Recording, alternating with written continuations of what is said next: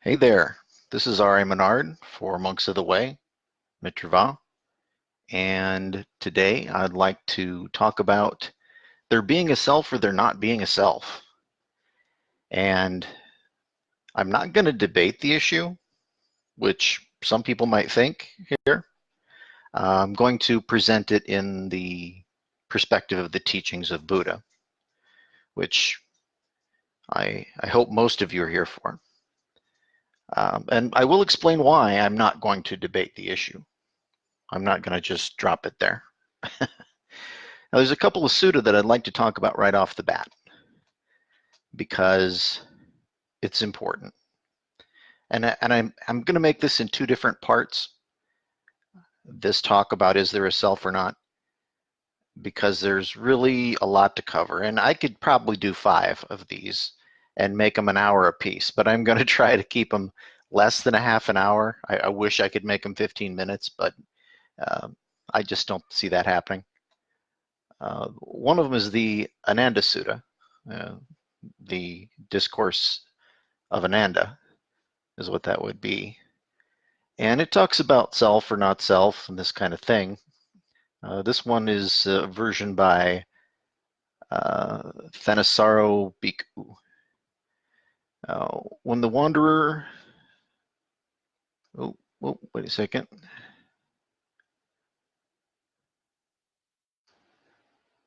There we go. When the wanderer Vachagata went to the Blessed One on arrival, exchanged courteous greetings with him.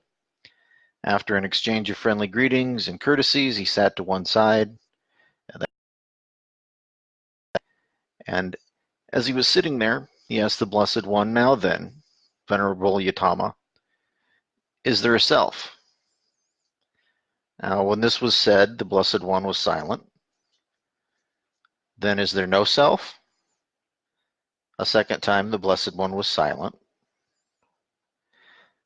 Then Vachagata the wanderer got up from his seat and left. Then, not long after that, the wanderer had left. Ananda said to the Blessed One, "Why, Lord, did the Blessed One not answer when asked a question by that wanderer?" He says, "Ananda, if I, being asked by that wanderer if there is a self, were to answer that there is a self, that would be confirming and conforming with those Brahmins and contemplatives who are exponents with the view that there is an eternal, unchanging soul." That would be the yes. If I, being asked by the wanderer if there is no self, were I to answer that there is no self, then I would be conforming to those Brahmins and contemplatives with the view that death is an end of consciousness.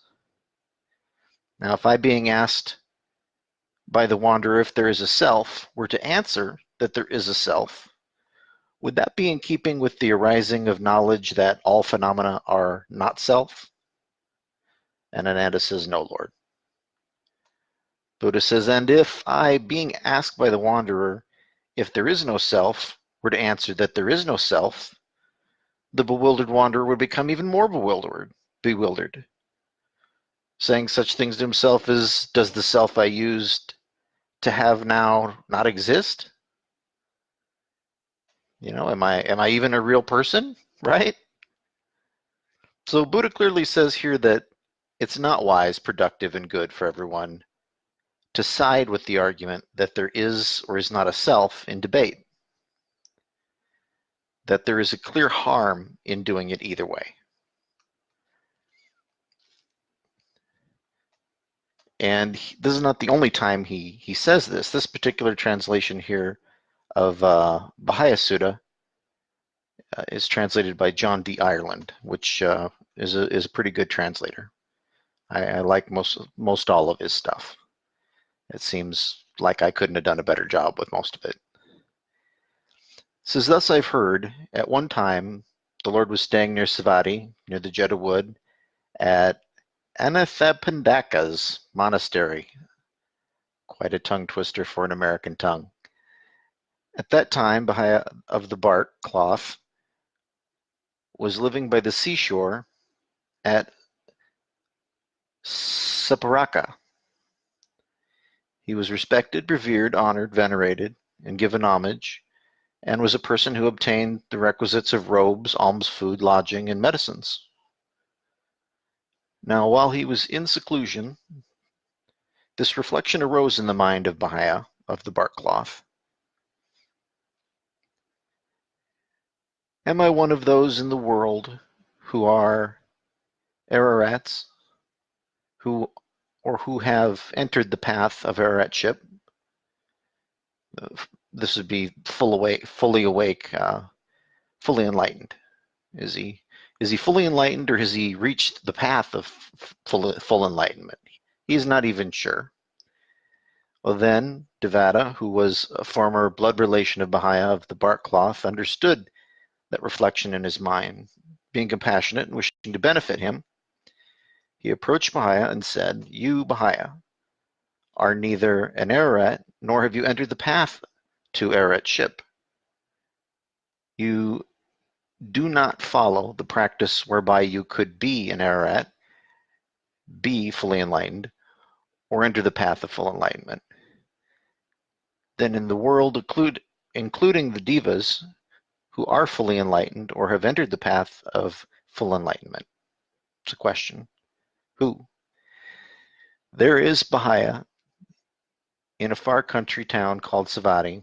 There is a Lord that now lives there who is fully enlightened. The fully enlightened one, that Lord Bahiya, is indeed fully enlightened, and he teaches Dhamma, or the teaching of truth, for enlightenment.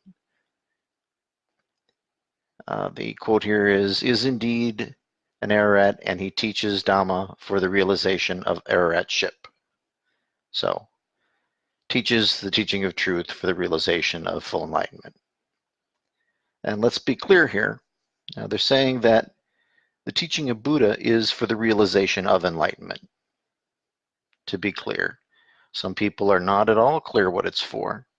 And you know what? Sometimes it doesn't matter if you're clear what it's for or not. But if asked, that's certainly my answer. The man is told that he is like a monk here in his practices, but not a monk, so he can't reach enlightenment. That he doesn't know the actual teaching that leads to enlightenment. Then Bahiya of Barcloth, profoundly stirred by the words that Devata then and there had spoken, departed there, stopping only for one night along the way. He went where the Lord was staying in the Jeddah Wood, at that monastery. At the time, a number of the bhikkhus, the monks there, were walking up and down in the open air, and Bahiya the bark cloth approached these bhikkhus, and he says, "Wherever it serves is the Lord living, the fully enlightened one. We wish to see that Lord who is fully enlightened." Lord Bahiya has gone for alms food among the Lord Bahiya, speaking to Bahiya, has gone for alms food among the houses. So they tell him he's gone about the collection of what people would like to give him, and he's sharing truth with people along the way. But the primary thing is he's collecting donations. Then Bahiya hurried and left the wood, entering the town, and he saw the Lord walking around doing his duties there. Pleasing, lovely to see, with calmed senses and tranquil mind, attained to perfect poise and calm, controlled, and a perfected one, watchful with restrained senses. On seeing the Lord, he approached, he fell down with his head at the Lord's feet and said, "Teach me Dhamma, Lord." He said, he was asking, "Teach me the truth that leads to enlightenment." He says, so that it will be for my good and happiness for a long time. And maybe that could be translated better, but we'll just say for a long time.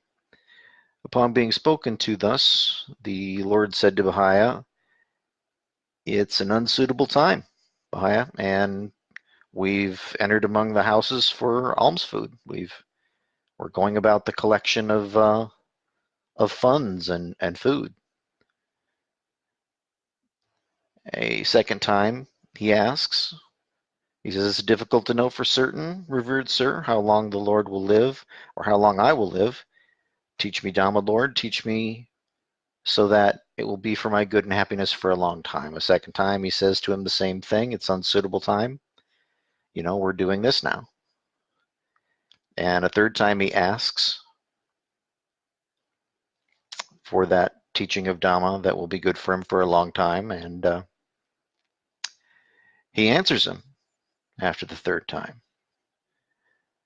He says, you should train yourself thus. In the seen will be merely the seen. In the heard will be merely the heard. In the sensed will be merely the sensed. In the cognized, or thought, in the thought of will be merely what is thought. In this way, you should train yourself, Bahiya. When Bahiya, when Bahiya, for you, in the seen is merely what is seen, in the thought about what is merely thought about, then Bahiya, you will know, you will not be with that.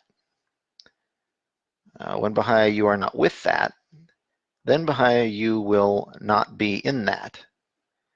When Bahiya, you are not in that, then Bahiya, you will be neither here, nor beyond, nor in between the two. Just, this is the end of suffering. Now, through this brief Dhamma teaching, the teaching of the Lord, the mind of Bahiya, the bark cloth, was immediately freed from the taints without grasping. When the Lord, having instructed Bahiya with this brief instruction, went away. Not long after the Lord's departure, a cow with a young calf attacked Bahiya and killed him. And when the Lord, having walked for the alms food, going about the duties of collecting alms, was returning, they told him that he died. And so he told them to put him on a stretcher, carry it away, burn it, and make a stupa for it. He said, your companion in the holy life has died. It's important that he said that. Very well, revered sir, the monks replied to the Lord, and taking his body, they put it on a stretcher, took it away, burned it, made a stupa for it. And they went to the Lord, prostrated themselves, sat down to one side, as was the custom, and they said to him that they had burned his body and made a stupa for it. They asked what his destiny is, what is his future birth. Because Bahiya the bark cloth was a wise man, he practiced according to the Dhamma and did not trouble me by disputing about Dhamma. Because Bahiya of the bark cloth has attained final nibbana. Then, on realizing its significance, the Lord uttered on that occasion this inspired utterance. Where neither water, nor yet earth, nor fire, nor air gain a foothold, there gleam no stars, no sun sheds light, there shines no moon, yet there no darkness reigns. When a sage, a Brahmin, has come to know this for himself through his own wisdom, then he is freed from form and formless, freed from pleasure and pain. This inspired utterance was spoken by the Lord also, so I did hear. That's what he said, basically. So we see that there is nibbana and final nibbana. He makes a distinction here. A place free from regular suffering and a place of freedom from all suffering. As far as the teaching here, it's about not self and not about there being a self or not being a self. And the material world, this physicality that we have, and the self-fabricated, to give up that for the truth of a thing. Buddha was not going to refuse to share the truth with the wanderer, but he did make sure that interrupting his duties was warranted there. He didn't just, just give up his duties. And he was able to absorb the teaching, the Buddha gave him right there and then on the spot, and the final teaching that was needed allowed him peace and I'd say an unbreakable place free of regular suffering. When he died, however, he was free of all suffering. He had a place of serenity free from all suffering. Final nibbana. And I think there's an important distinction there. So we've talked about the dispute not being a wise thing to do, not being productive, not being good for everybody, not necessarily being good for anybody. And it's very important to note that. And for this part of the talk, the part one, I want to make sure that part is clear. And, I'm going to reiterate a little, and I've only covered 2 sutta here, and I'd like to cover a lot more sutta, but in part 2, I'm going to cover probably, I don't know, 5, 6 sutta, and I'm not going to read them. I'm going to basically give you little bits of what they said, not the whole thing. But you may want to go ahead and look into those. Now, the ones that I had talked about today, they would be the Ananda Sutta and the Bahiya Sutta. In case you don't know, Ananda is Ananda, and Bahiya is Bahiya. Those are the 2 sutta of today. If you'd want to look at those, if you'd want to look at different translations. Not everybody agrees with a particular translation for whatever cause. Now, I hope that I've given you some stuff to think about, and I hope that you'll look at the part 2 also, because there's a lot there. I'm sure there's going to be. Not sure exactly what's going to be there, but there's a lot more that I really would like to talk about and reiterate here and give more examples of sutta that support these things very clearly. And let's see if anybody has a question. Pradeep is here today.